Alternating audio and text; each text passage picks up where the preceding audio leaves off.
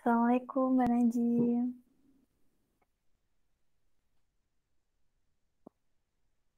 Apa saya terdengar?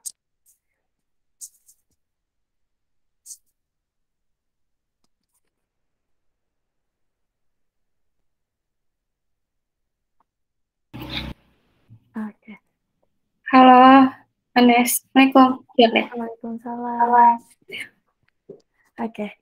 Mungkin karena udah jam 10:06. Ya sebentar.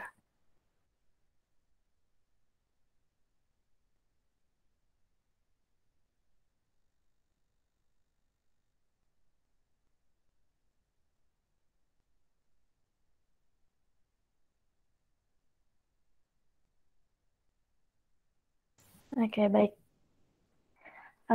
Langsung dimulai aja.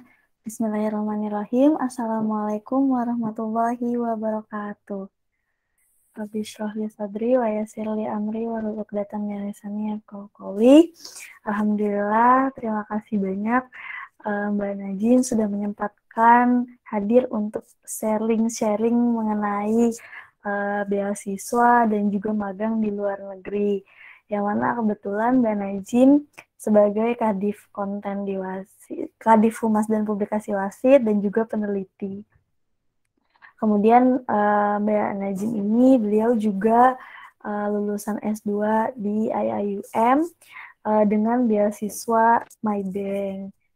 Nah, alhamdulillah beliau mau sharing ke kita semua yang mungkin emang masih bertanya-tanya gimana sih dapetin beasiswa bahkan magang di luar negeri. Mungkin untuk mempersingkat waktu kepada Mbak Najim, waktu dan layar kami persilahkan.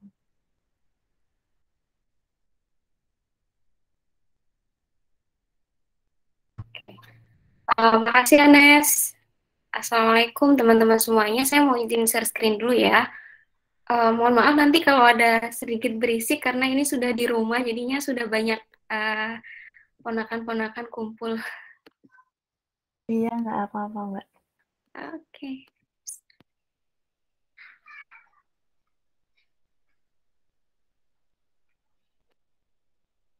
Kelihatan ya, Anes ya?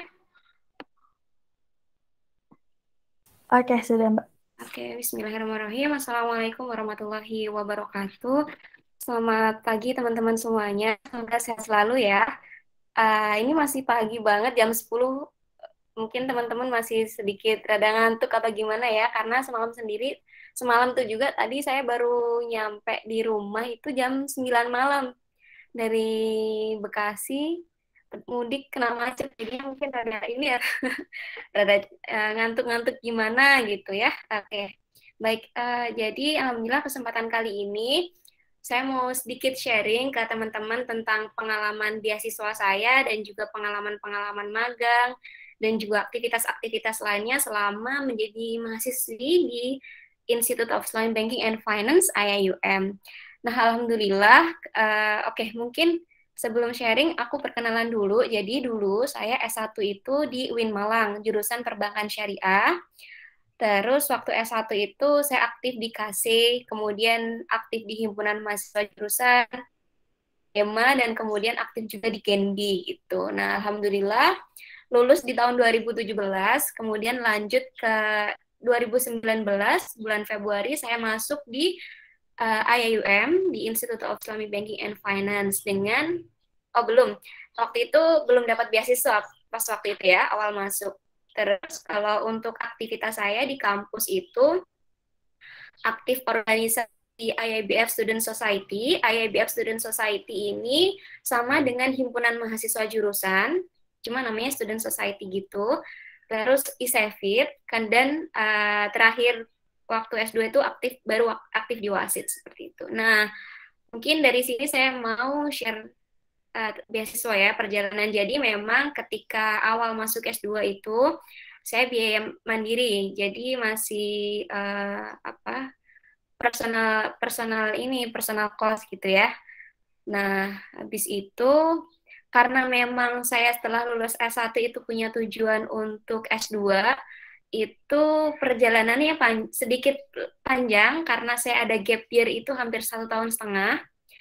Itu di situ memang karena pas waktu gap year itu selain kerja itu juga masih belajar IELTS, persiapan berkas dan lain sebagainya, dan ternyata itu membutuhkan waktu yang sangat lama, hampir 1,5 tahun, karena waktu itu bahasa Inggris saya masih kurang seperti itu. Jadi ketika habis lulus S1 itu bukan, ketika S1 itu saya belum punya persiapan banyak. Ternyata ketika mau S2 ke luar negeri itu dokumen yang diperlukan sebanyak itu, dan yang terutama itu harus prepare bahasa Inggris. Dikiranya saya belajar bahasa Inggris cuma 1 bulan 2 bulan itu cukup, oh ternyata tidak bagi saya ya. Itu jadinya mungkin yang bisa aku share pertama kali itu, kalau teman-teman punya tujuan kuliah ke luar negeri itu, uh, tujuan personalnya apa gitu ya. Tujuan personalnya itu maksudnya kira-kira mau kuliah di mana, jurusan apa, terus kemudian planningnya nanti kuliah itu dengan biaya mandiri atau beasiswa, kemudian beasiswa apa yang dituju, itu teman-teman sudah harus punya tujuan ya di awal. Nah, kalau sudah punya tujuan, pastinya jangan lupa untuk belajar bahasa Inggris. Nah, saran saya, kalau teman-teman sekarang masih di S1, belum masih di S1 semester 6 atau berapa gitu ya, itu kesempatan teman-teman untuk belajar bahasa Inggrisnya tuh lebih lama gitu, daripada yang mendadak baru lulus kuliah baru belajar bahasa Inggris gitu. Itu sangat mepet sekali. Bukan mepet, maksudnya sangat, waktunya sangat terbatas dengan teman-teman punya banyak tujuan gitu. Selain itu, S2 teman-teman juga perlu meningkatkan kualitas CV. Kualitas CV itu bukan cuma dari sisi desain ya, apalagi sekarang kan ATS. Termasuk meningkatkan kualitas CV itu ya teman-teman ikut pelatihan, terus kemudian pelatihan akademik, non akademik, kemudian peningkatan skill, terus kemudian bisa ikut paper dan lain sebagainya. Nah, itu yang hal-hal yang bisa menunjang CV kita seperti itu.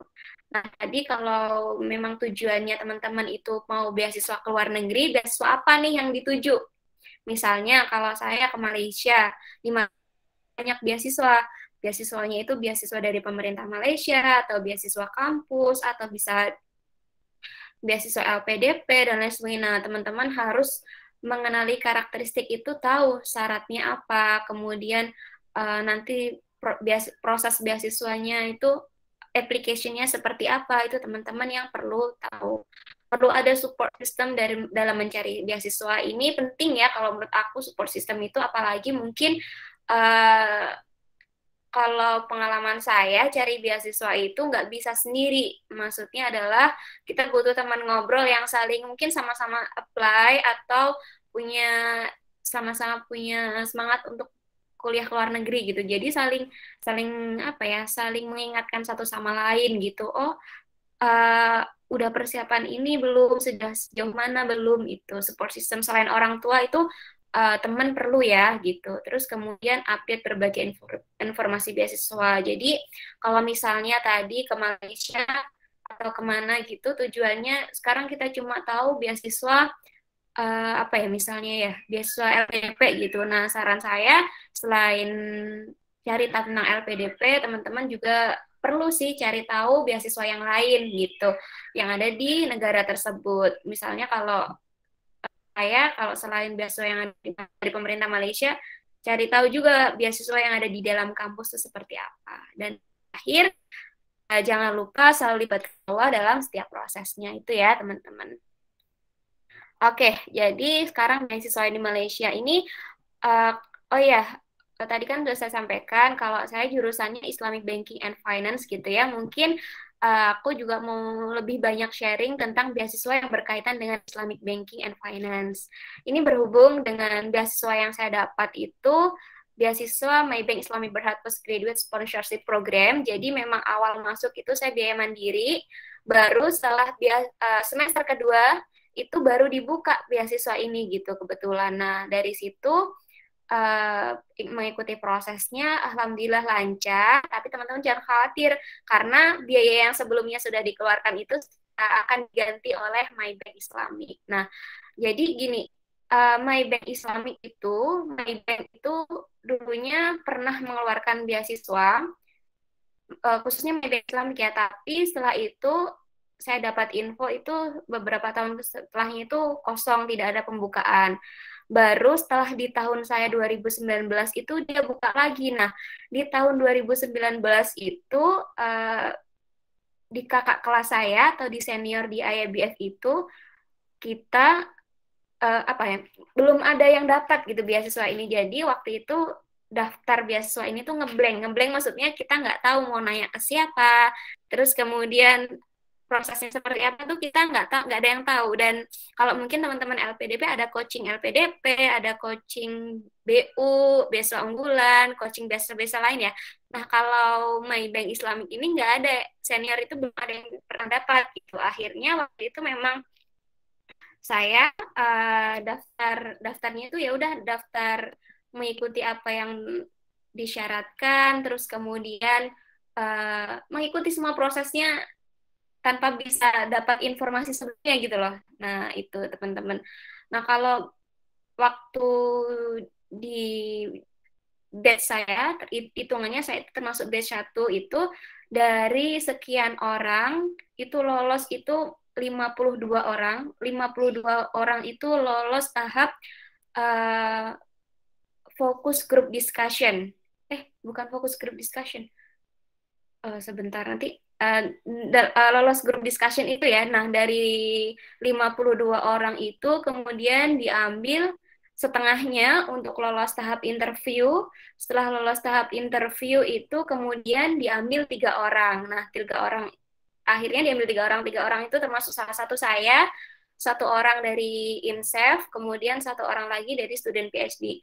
Jadi kenapa beasiswa Maybank Islamic ini, kalau menurut teman-teman saya atau menurut dosen itu salah satu prestigious scholarship karena memang uh, prosesnya itu dinilai susah, bukan susah ya, maksudnya dinilai apa ya, ketat seleksinya seperti itu. Terus kemudian juga karena pemberi beasiswanya ini Maybank Islamic, bank salah satu bank terbesar gitu ya, jadinya untuk mahasiswa yang jurusan Islam Banking and Finance itu apa ya, sesuatu yang sangat ini loh, sangat alhamdulillah sekali kalau bisa dapat Maybank Islamic seperti itu.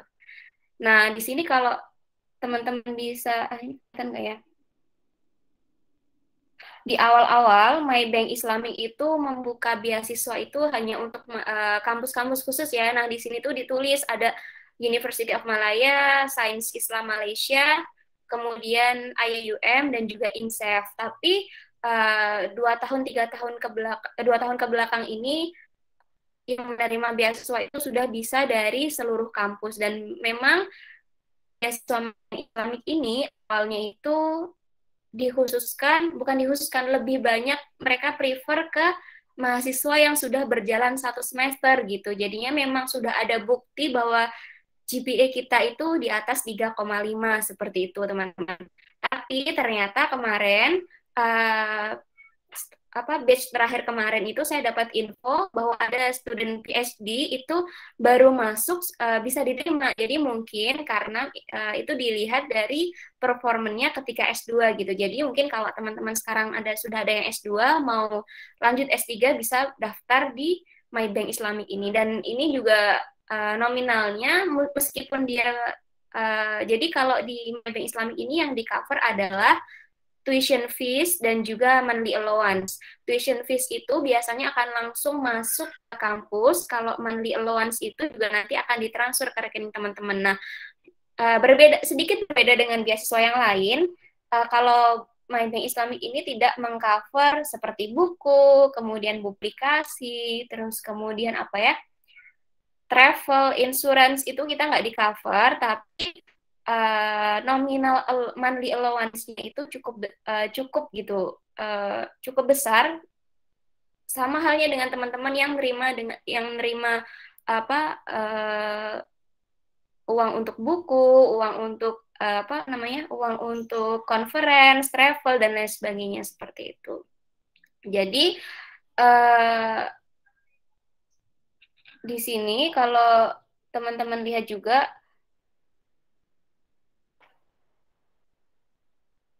sebentar. Di sini kalau dilihat persyaratannya itu mudah banget teman-teman ya.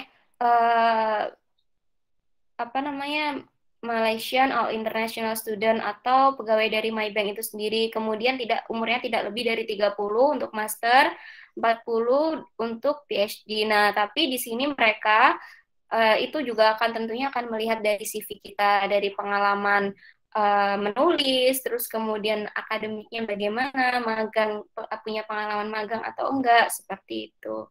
Tapi keuntungannya di sini kita udah nggak perlu mencantumkan IELTS, kemudian mencantumkan apa namanya, motivation letter, itu nggak ada ya. Itu memang biasanya kalau memang sudah beasiswa yang sudah berjalan satu semester itu yang paling dulu dilihat adalah CGPA, kemudian research proposal sama CV dari teman-teman begitu. Nah, kemudian ini kalau untuk mahasiswa Islamic Banking and Finance, kalau teman-teman nanti masuk ya di IAIM misalnya nih, ini ada juga beasiswa Nur IIBF Umatik Scholarship, tapi kalau ini saya belum tahu ya, ini maksudnya belum ada teman yang pernah dapat scholarship ini, tapi secara keseluruhan ini samanya sudah berjalan eh, satu semester dan GPA-nya itu 3,75 itu bisa daftar gitu. Nah, kalau untuk PhD in Islamic Banking selain punya CGPA 3,5 di masternya, itu juga sudah publish at least two research paper in Scopus Index Journal. Jadi kalau untuk PhD itu kriterianya sudah publish Scopus seperti itu. Kenapa sih kalau GPA-nya 3,75? Itu karena kemarin saya pernah nanya, karena memang uh, amount of scholarship fund-nya itu cukup besar, dan juga ini yang memberi itu dari stakeholder-nya IIBF langsung dari Norbank seperti itu. Jadi uh, kriterianya itu lebih tinggi, dan di sini setahu saya kalau teman-teman yang dapat beasiswa ini biasanya langsung dipegang sama prominent scholar kayak dean, terus kemudian profesor seperti itu. Seperti itu. Terus kemudian ini ada beasiswa lain juga yang ada di kampus itu seperti Umatic Scholarship, kemudian Academic Excellence Award, dan juga fee reduction, itu pengurangan SPP gitu ya. Jadi kalau ini yang mau saya highlight di sini, yang saya sharing ke kesempatan kali ini adalah um, kalau misalnya teman-teman kebetulan sedang melanjutkan kuliah di S2 di luar negeri, terus kemudian beasiswa mandiri, teman-teman masih punya banyak kesempatan kok untuk apply gitu. Banyak beasiswa yang dibuka justru ketika teman-teman udah jalan satu semester itu, jadi jangan minder, dan juga insya Allah uang yang sudah dikeluarkan sebelumnya itu akan diganti gitu teman-teman. Nah, selain beasiswa-beasiswa tadi, itu ada juga namanya Malaysian International Scholarship. Dan kalau uh, pengalaman teman saya yang dapat Malaysian International Scholarship ini, kriterianya cukup saingannya banyak, sama halnya seperti LPDP, dan juga tapi juga ini uh, menurut aku ini jumlah penerimanya itu uh, saingannya sangat ketat karena yang diterima itu sedikit gitu teman-teman, sedangkan yang apply itu banyak sekali gitu. Nah, jadi kalau ingin daftar Malaysia International Scholarship itu sudah jauh-jauh hari itu sudah dipersiapkan untuk dokumennya apa aja gitu. Nah, di sini kemudian selain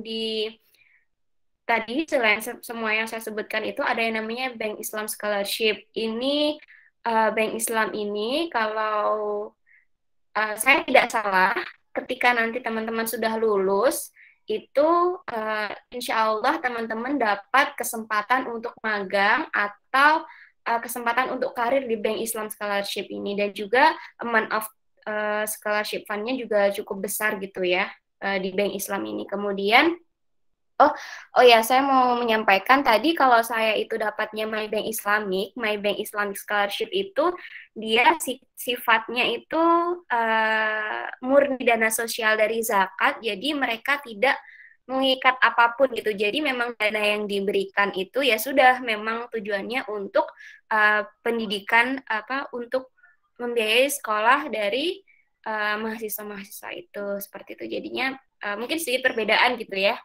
Jadinya kita nggak terikat apapun nih dengan My Bank gitu. Terus kemudian ada ISRA Global Scholarship. Pengalaman dari teman saya yang dapat ISRA Global Scholarship ini, yaitu teman-teman juga harus bisa bahasa Arab.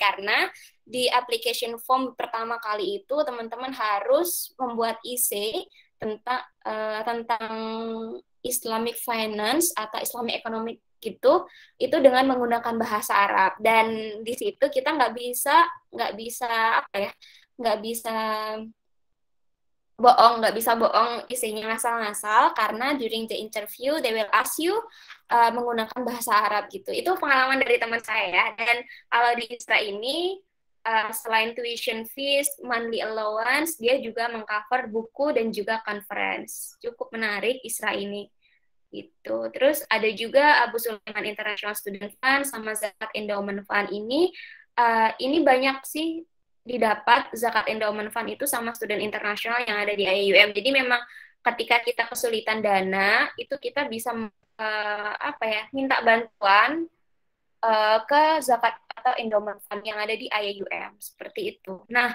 ini ada link, mungkin nanti aku akan share gitu ya. Nah, di sini itu dari CPS itu banyak banget uh, apa beasiswa-beasiswa dari swasta lain dari berbagai negara juga yang bekerja sama dengan IAUM seperti itu.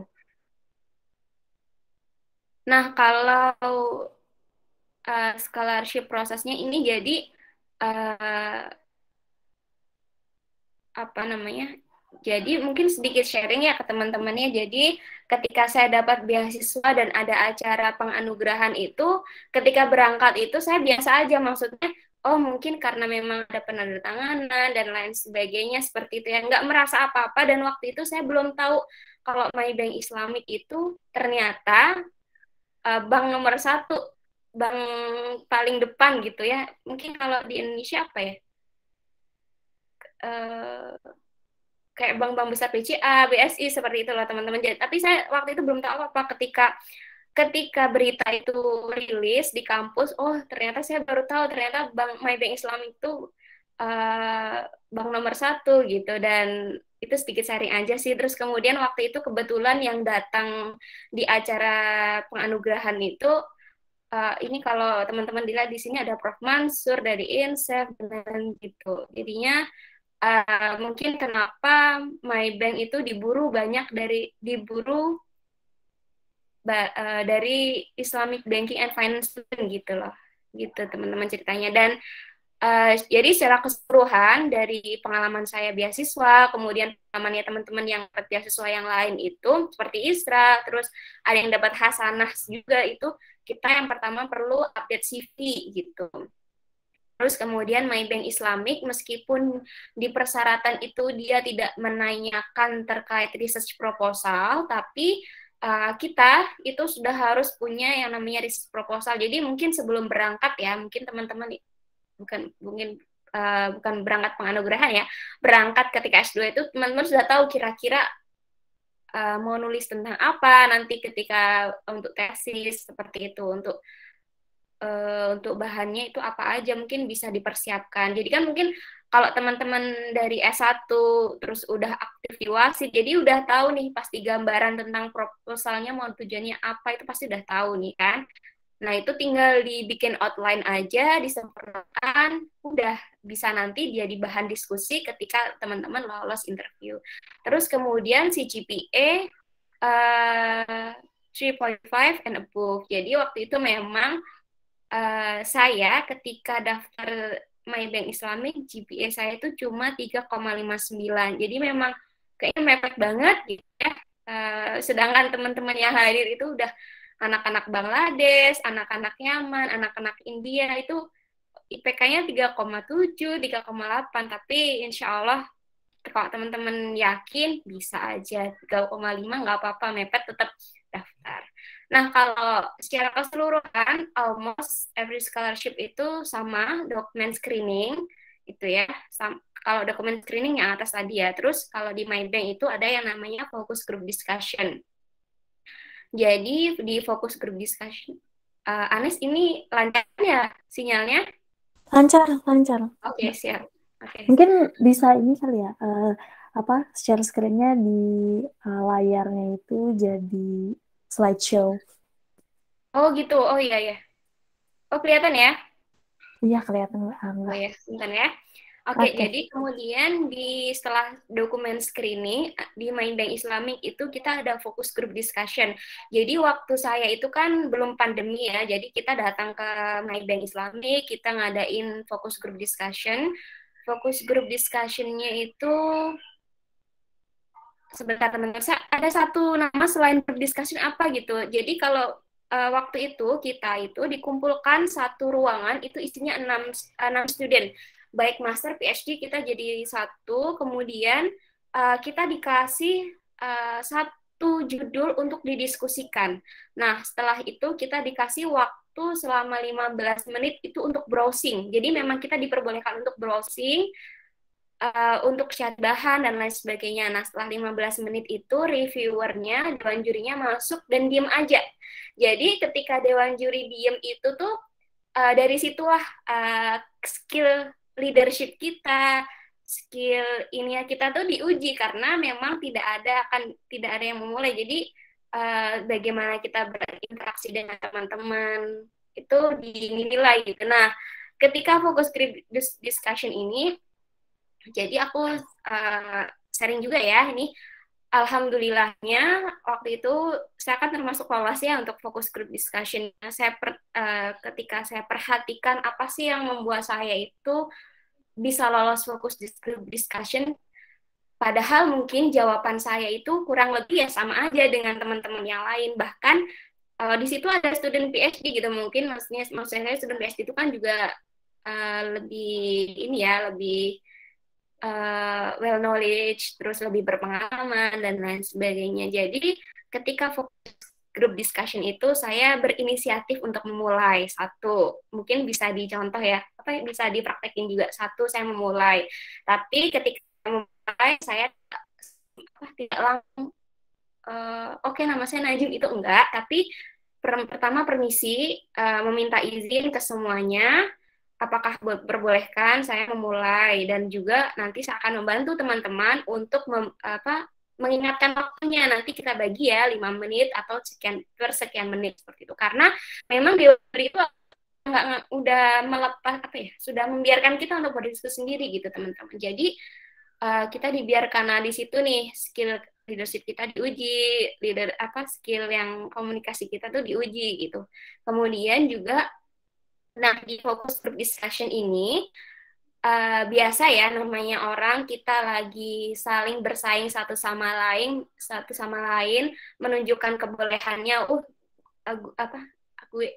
Gue nih yang paling ide aku nih yang paling cemerlang, aku nih yang paling solutif gitu ya. Biasanya maklum lah kalau dalam satu diskusi gitu kan. Tapi di situ kemarin saya memposisikan diri, ya udah kita diskusi aja sebisa mungkin.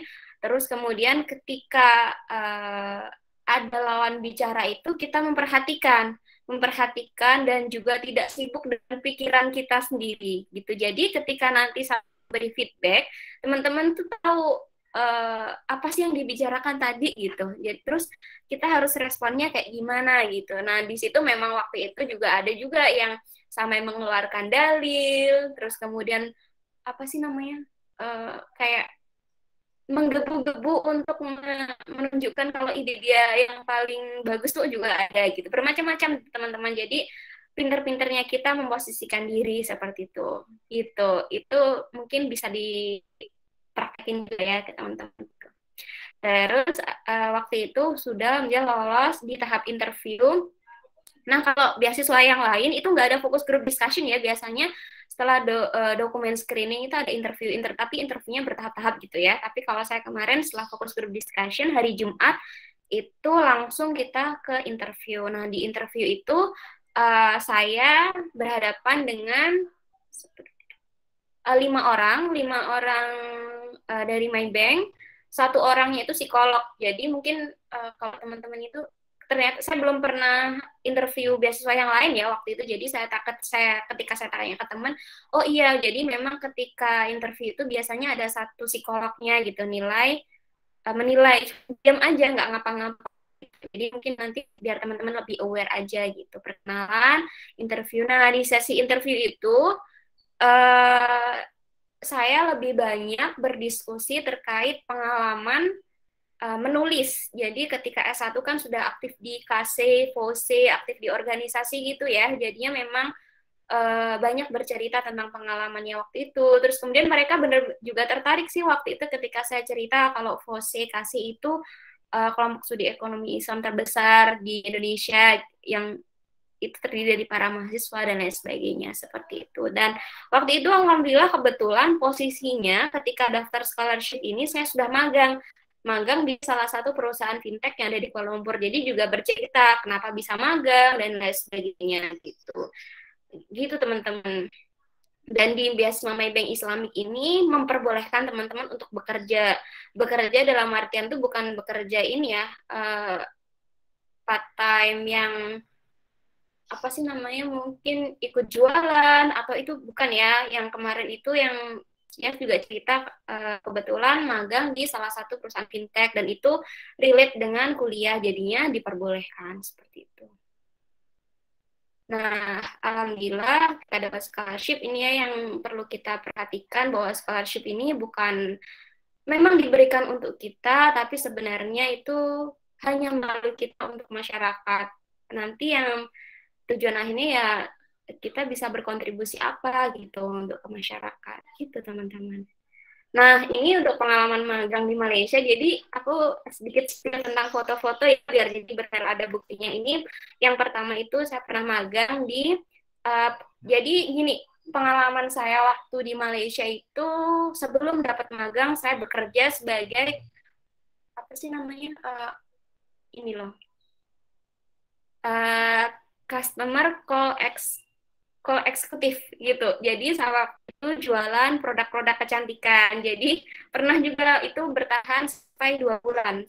Setelah 2 bulan pernah bekerja di perusahaan kosmetik. Itu saya diterima di Vintera, namanya Vintera Technologies.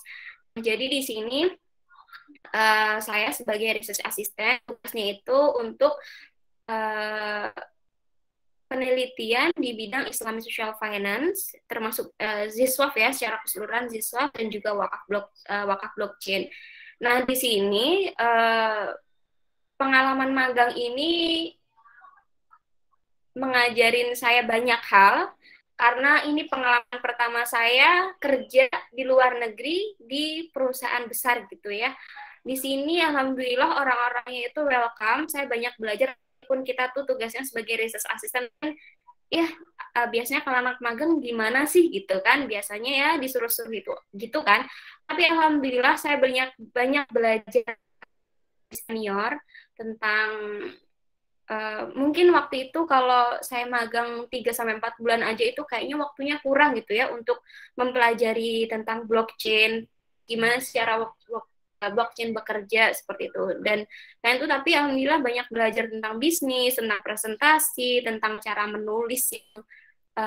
Gimana sih standar menulis orang luar itu, selain menulis artikel ilmiah tuh nulis di blog itu seperti apa sih, itu dulu pengalaman dari senior juga. Nah, termasuk salah satu kenapa saya bisa lolos fokus group discussion itu, saya sering memperhatikan senior presentasi ketika ketemu klien. Jadi kayak, oh, minta maaf ya, boleh minta waktunya dulu nggak, seperti itu. Itu saya benar-benar belajar karena dulu waktu S1 itu magang tuh belum ada ya, belum banyak gitu. Jadinya benar-benar belajar gitu. Nah, terus kemudian selain itu saya juga jadi research assistant di kampus itu. Research assistant itu jadi memang karena biasanya dosen itu perlu bantuan, profesor perlu bantuan untuk pengumpulan data, kemudian research administratif itu jadinya uh, beliau minta tolong gitu, akhirnya ya udah dipercayakan bisa jadi research assistant seperti itu. Biasanya research assistant ini pengalaman saya tuh nggak lama, biasanya 3 bulan 4 bulan tuh udah selesai. Habis itu kemarin saya direkomendasikan ke dosen lain untuk membantu yang lain gitu. Alhamdulillah kemarin saya pengalaman jadi research assistant itu 3 profesor. Jadinya setelah selesai membantu yang ini, profesor satu membantu yang lain gitu. Terus yang kemarin terakhir pengalaman magang itu di Wakafa Internasional. Ini sama di bidang wakaf. Alhamdulillahnya selain meneliti tentang wakaf, saya berhubungan langsung sama donatur ya, iya donatur wakaf itu. Jadi memang kemarin itu ada namanya Prof. Kamil Maidin Mira juga di sini. Itu kita saling discuss tentang bisnisnya wakaf, bisnisnya siswa seperti itu. Nah, gimana sih caranya dapat tempat magang sesuai keinginan kita? Jadi, menurut aku teman-teman,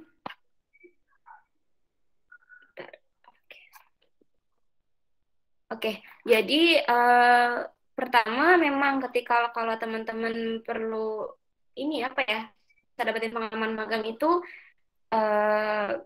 ya yang tentunya teman-teman harus bisa nih bawa diri untuk bikin koneksi baru, terus kemudian pokoknya aktif lah dengan mahasiswa luar, terus kemudian aktif juga dengan lecture, aktif juga dengan banyak orang.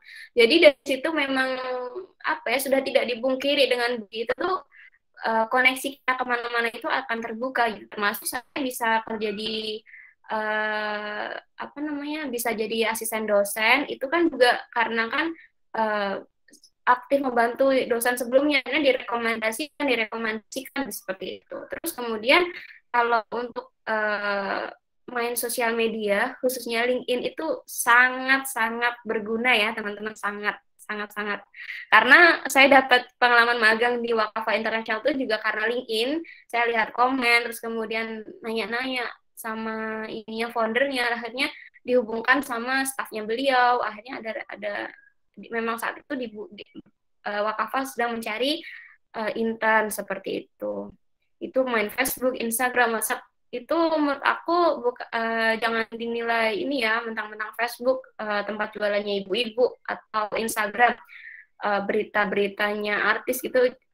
Ya kita pintar-pintar memfilter aja nih berita apa yang mau kita dapat gitu. WhatsApp itu kalau teman-teman dapat koneksi baru, simpan aja nomornya. Insya Allah kalau biasanya akan share tentang info apa, kalau teman-teman terkoneksi itu pasti ada aja kesempatan, entah kesempatan untuk bekerja atau kesempatan untuk yuk gabung yuk ada acara yuk, seperti itu pasti ada. Itu sih saran saya. Nah, apa sih untungnya magang gitu? Tentu experience. Kedua, karir, job opportunity. Kalau teman-teman bagus, teman-teman bisa direkrut nanti setelah lulus kuliah.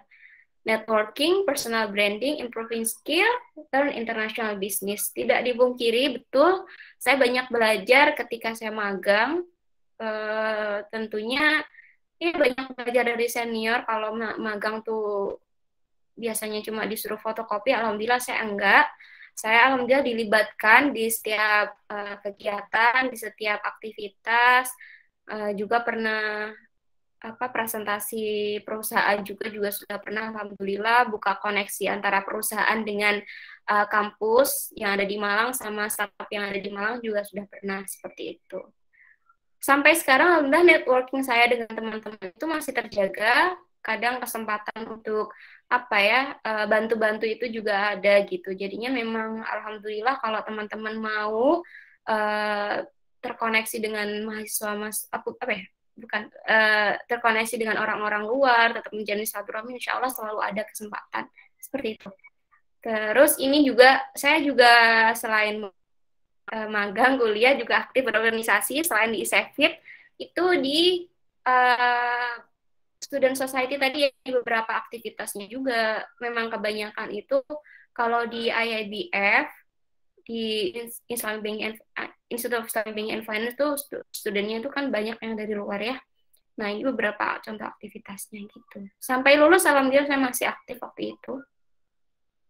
Nah, sekarang yang paling penting gimana bagi waktu antara kuliah, magang, dan organisasi di luar negeri teman-teman. Jadi, ya kalau teman-teman sudah pernah mondok, ya seperti itulah. Kita waktu tidurnya cuma jam berapa sampai jam berapa, tapi sekali lagi itu semua kan kita punya motivasi dan tujuan ya. Jadinya memang bukan untuk main-main gitu. Uh, jadi kuliah, magang, organisasi itu menurut aku nggak berat, karena semuanya enjoy dan saya udah terbiasa dengan aktivitas yang padat sejak SMP ya. Ini memang apa ya?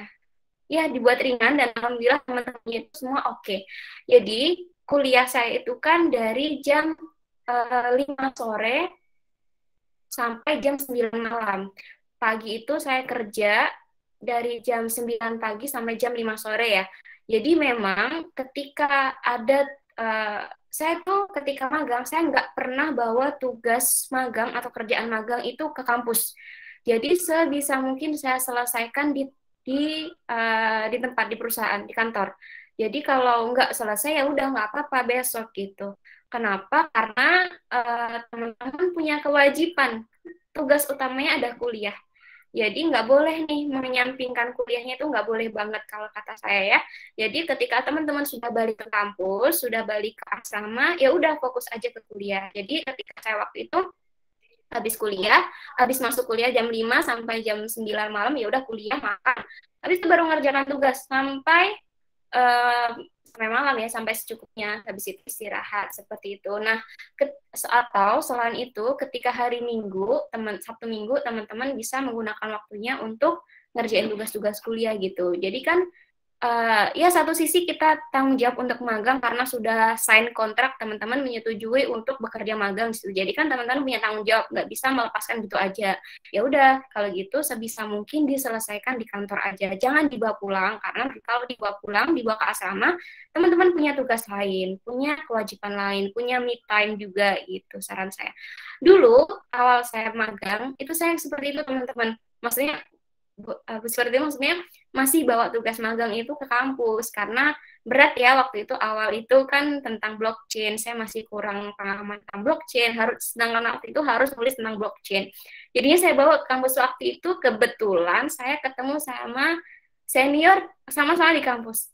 Dia lihat apa yang saya kerjakan. Waktu itu langsung ditegur, Najim kamu nggak perlu bawa tugas itu ke kampus. Dari situ saya bisa terbuka. Oh iya bener juga ya, ngapain saya bawa gitu. Kalau udah di kampus ya udah tugasnya di kampus gitu. Nah, kalau organisasi, alhamdulillah organisasi yang saya ikuti itu fleksibel, kayak student society itu himpunan mahasiswa jurusan ya. Kalau mungkin teman-teman di S1 itu banyak banget aktivitasnya kayak gitu ya. Tapi kalau udah S2 di IABF itu student society itu aktivitasnya nggak sepadat itu, cuma mungkin ada seminar, kita bantu-bantu, terus kemudian ada kegiatan dana sosial, kita ikut, itu aja teman-teman. Jadinya alhamdulillah semua terikuti, bisa survive, bisa selesai gitu. Alhamdulillah selesai tepat waktu juga. Udah, syukur. Itu aja ya, mungkin bisa share-share, teman-teman bisa nanya lebih lanjutnya. Ya, Anes. Alhamdulillah, terima kasih banyak, Bu Najib. Masya Allah. Banyak banget tipsnya dari bahkan sampai ke time management ya, Mbak. Itu emang penting banget sih kalau misalkan kita mau komitmen untuk banyak apply dan mau ngambil sesuatu ya. Karena abis itu tanggung jawabnya, amanahnya juga di kita kan. Oke. Mungkin untuk teman-teman ada yang mau ditanyain nih mengenai magang ataupun gimana cara dapetin beasiswa, bersaing dengan orang-orang internasional juga yang nggak kalah bagus ya pasti kualitasnya. Silakan.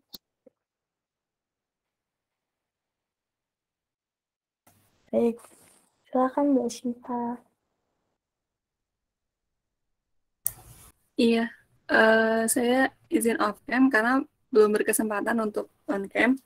Sebelumnya terima kasih Kak Najim atas pemaparannya gitu ya, luar biasa sekali, membuka insight saya karena saat ini juga saya gap year juga Kak, sama saya bekerja gitu ya. Sedang bekerja di salah satu instansi dan memang berkeinginan kuat untuk berkuliah di IIUM. Nah, pertanyaan saya adalah tadi kan Kakak sempat pendanaan pribadi di awal gitu ya. Nah, saya sebenarnya pengen tahu gitu ya, dan kepo juga berapa sih biaya yang sekiranya harus disiapkan untuk pendanaan pribadi perkuliahan di IIUM di awal tadi gitu ya. Mungkin itu dulu ya Kak dari saya. Terima kasih sebelumnya. Assalamualaikum warahmatullahi wabarakatuh. Waalaikumsalam. Mbak Syifat mau lanjut S2 atau PhD? Saya mau lanjut S2. S2, iya. Jadi yang ya udah ya jadi waktu itu untuk S2 waktu itu saya itu mungkin nanti aku akan update lagi ya biaya berapa biayanya yang dikeluarkan. Sekarang kayaknya berubah gitu dari yang karena pandemi gitu. Jadi ada perubahan tuition fees. Tapi kalau saya itu waktu itu awal tertulis di offer letter itu sekitar 11.000 RM. 11.000 RM itu waktu itu berapa ya? 11.000 RM itu 30 juta apa ya? Sebentar. Sekitar 11.000 RM. Nah, tapi waktu itu saya bayarnya itu langsung jadi sebentar. Mohon maaf, bisa dicari bisa di ini ya 11.000 itu berapa. Jadi waktu itu saya bayarnya tuh langsung bayar semua karena saya nggak tahu ternyata kalau di IIUM itu kita bayarnya bisa nyicil. Seperti itu teman-teman. Seperti itu Mbak Syifa. Jadi setelah saya kenal teman-teman itu saling tanya jawab itu ternyata saya tanya-tanya ternyata bisa nyicil, bisa tanggalnya dulu. Nah, tapi memang waktu itu yang saya keluarkan tanggalnya itu untuk tuition fees itu 11.000. 11.000 itu sudah mengcover termasuk asrama, terus kemudian tuition fees selama 1 semester, terus uang pangkal dan lain sebagainya gitu loh. Itu intinya seperti itu. Tapi bisa di ini Mbak, bisa dicicil 2 kali atau 3 kali seperti itu sampai nanti setelah ujian, karena nanti pokoknya sebelum nerima IPK apa sih nilai itu nanti teman-teman segera selesaiin aja nanti, karena kalau nggak keburu bayar nanti kita nggak bisa dilihat IP. Itu aja sih. Tapi jangan khawatir Mbak Syifa, banyak kok beasiswa di IIUM dan mereka akan ngembaliin semua dana yang udah dikeluarin, insya Allah. Baik, terima kasih ya Mbak Najim atas jawabannya. Baik, terima kasih Mbak Syifa. Mungkin ini ada yang mau ditanyain Mas? Iya, siap Mbak Nes. Terima kasih Mbak Najim. Mau tanya, sebenarnya pertanyaannya lanjutan dari Mbak Syifa tadi. Kalau living cost sendiri di Malaysia itu kira-kira berapa ya Mbak ya per bulan? Sama, terus mau tanya, kalau berdasarkan pengalaman Mbak Najim, saat mengikuti beasiswa Maybank tersebut itu, yang perlu ditonjolkan itu seperti apa Mbak? Misalnya, kan ada beberapa teman yang cerita itu menonjolkan misalnya IPK pada saat S1. Ada juga yang menonjolkan pengalaman bekerja atau pengalaman organisasi. Nah, kalau menurut Mbak Najim, waktu mendaftar beasiswa ini, kira-kira hal apa yang perlu ditonjolkan Mbak? Untuk apa ya istilahnya? Menarik perhatian dari ini Mbak, apa namanya? Memberi beasiswanya. Makasih. Saya juga Mas Ian. Ya, jadi kalau untuk living cost, karena aku spill aja ya. Jadi kalau di asrama itu, kalau kita tinggal di asrama, 1 semesternya itu sekitar 1.500-an seperti ya, 1.500. Kalau untuk biaya makan sebenarnya Untuk biaya makan, kebutuhan, internet, teman-teman itu 1.000 cukup ya kalau menurut aku, bahkan lebih sih kalau pengalaman sebelumnya, karena kalau student itu makanan di kantin, jadi kalau mungkin Kak Lisa juga ini ya tahu ya, jadi kalau di kampus itu makanan tuh lebih murah daripada di luar. Misalnya nih beli shawarma kalau di kampus itu 5 ringgit aja udah dapat gede gitu. Nah kalau di keluar teman-teman bisa bayar 7 sampai 8 ringgit seperti itu. Tapi kalau kekurangannya di kampus itu teman-teman nggak bisa masak. Kalau ya pinter-pinternya biasanya kalau mahasiswa itu ya nyembunyi-nyembunyiin kompor gitu, apa tempat listrik yang termos listrik yang bisa masak. Tapi itu kalau ketahuan itu nggak boleh. Jadinya memang biasanya teman-teman yang sudah berkeluarga atau teman-teman yang prefer untuk masak dan sebagainya itu nggak mau tinggal di dalam asrama seperti itu, karena kalau di asrama semuanya serba beli. Tapi insya Allah kalau kata saya, karena tinggal di luar pun juga butuh uang transport dan lain sebagainya, itu juga kurang lebih sama aja gitu. Insya Allah makanan di kampus itu 1.000 cukup untuk 1 bulan gitu ya Mas Yan. Nah, kemudian kalau untuk, tapi ini juga ada juga teman-teman mahasiswa itu tinggal dekat-dekat kampus itu kayak kampung itu juga ada yang dekat kampus itu biaya sewanya juga murah, seperti bisa ditanggung bersama sama teman-temannya. Nah, kemudian kalau untuk apa sih yang ditonjolkan ketika beasiswa Maybank Islamik, kalau IPK saya rasa enggak ya Mas Yan ya. Karena saya IPK sendiri pun sangat mepet dan saya waktu itu tahu kalau teman saya dari Bangladesh itu IPK-nya 3,8, Masya Allah banget, itu udah pasti, udah lolos dah itu kan. Nah, kemudian kalau pertama yang saya aware adalah yaitu ketika fokus group discussion itu teman-teman harus bisa communication skill-nya sama leadership skill-nya itu ditingkatin. Jadi memang mereka itu akan menilai gimana sih apa namanya, cara kita berkomunikasi, cara kita menghargai orang lain, itu tuh dinilai gitu. Jadi nggak cuma IPK aja gitu, sama pengalaman riset. Jadi apa ya, mereka itu tertarik dengan keuangan syariah yang ada di Indonesia, Maybank ini. Orang-orangnya waktu itu tertarik banget untuk berdiskusi tentang risetnya waktu S1 gitu. Nah, waktu itu banyak, tapi ketika berdiskusi tentunya ya teman-teman nggak belajar dulu ya, harus belajar mempelajari semuanya, dan apa punya, ketika nanti ditanya itu bisa saling mengimbangi apa yang ditanyain gitu. Kita nggak harus, kalau kata aku IPK bukan hanya, tapi kalau ada IPK kita bisa pede gitu Mas ya. Ya nggak sih? Ya gitu sih Mas Yan, insya Allah Mas Yan bisa lah nanti lanjut S3 di Malaysia kan. Iya, cukup ya kalau pertanyaan dari Mas Yan. Terima kasih ya Mbak Najim, Mas Yan pertanyaannya.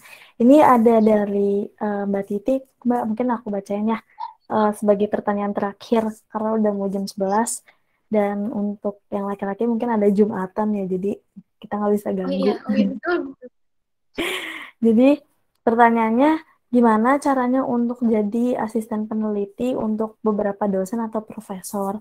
Apakah emang ada rekrutmen khusus dari dosen tersebut atau gimana? Mungkin kira-kira gitu, Mbak. Iya, terima kasih Anes. Jadi kenapa bisa jadi asisten dosen? Karena waktu itu pertama karena saya magang. Jadi sebelum jadi asisten dosen itu kan saya magang di Vintera. Nah dari situ apa ya? Enggak untuk ini ya teman-teman. Jadi memang untuk sharing. Jadi dari situ memang dinilai oh Najim lagi aktif nih anaknya, jadi lagi aktif banget gitu ya ceritanya gitu. Jadinya dari situ kita ngobrol. Jadi memang saya itu karena bergabung di organisasi di student society, akhirnya sering ketemu dosen, ngurusin seminar dan lain sebagainya. Terus akhirnya sering-sering ngobrol, cerita ini itu, akhirnya ya kita ditanyain mau bantuin profesor ini enggak gitu. Awalnya seperti itu teman-teman. Jadi memang karena saya juga aktif ngobrol sama dosen, mau bantuin profesor nggak gitu. Kira-kira gimana? Nah, ketika selesai udah sama profesor satu, udah nggak ada, udah biasa aja. Habis itu dihubungin sama profesor lain, direkomendasikan untuk membantu gitu. Jadi memang ya itu tadi, networking kita jangan jangan malu-malu gitu. Karena memang saya alhamdulillah teman-teman itu banyak yang dari luar juga, dari Indonesia banyak, dari luar juga banyak gitu. Dan apa ya, waktu itu memang kalau untuk kalau karena saya itu kuliahnya sering telat masuk kelas, jadi sering ke notis sama dosen juga nih, mungkin sedikit ini ya, sedikit spill ya. Jadi karena kerjaan itu keluar jam 5, mulai kuliah jam 5, jadi saling mepet banget. Jadinya kalau masuk kuliah itu ya udah ngerucus saja masuk gitu. Jadi mungkin dosen, oh ini siapa sih gitu.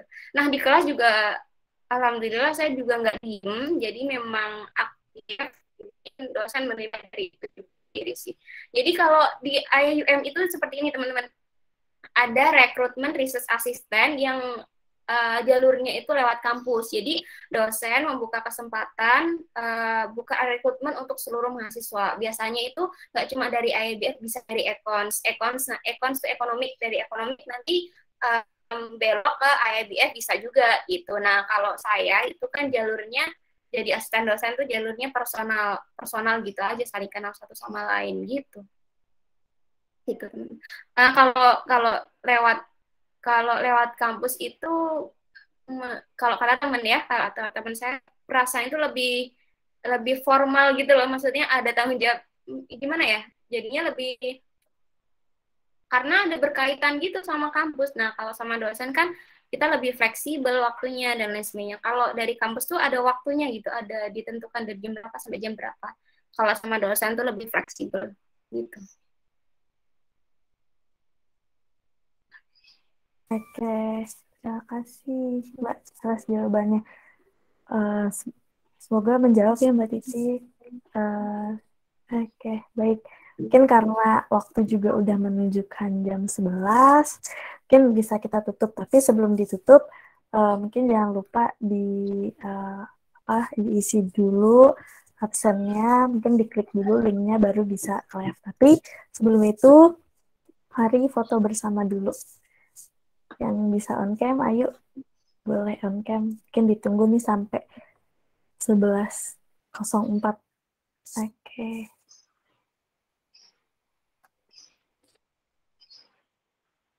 Ada lagi yang mau on cam?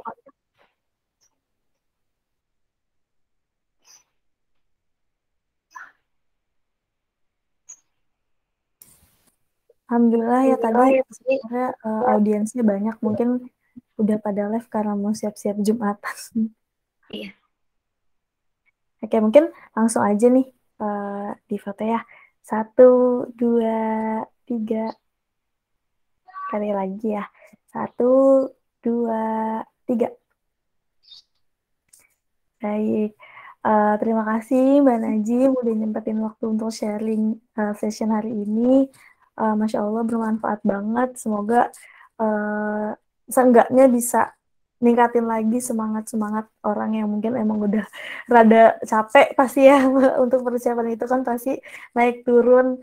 Semoga bisa nambah niat lagi dan masih semangat untuk yang mau apply beasiswa bahkan opportunity magang di luar negeri. Mungkin saya cukupkan, dan untuk saya pribadi mau ucapin minal aidin wal faizin, mohon maaf lahir batin, selamat lebaran. Semoga kita bisa ketemu lagi di Ramadan di tahun-tahun berikutnya. Saya tutup. Wabillahi taufiq wal hidayah. Wassalamualaikum warahmatullahi wabarakatuh. Waalaikumsalam warahmatullahi wabarakatuh. Terima kasih ya Anes ya, minal aidin juga. Assalamualaikum teman-teman semuanya. Waalaikumsalam.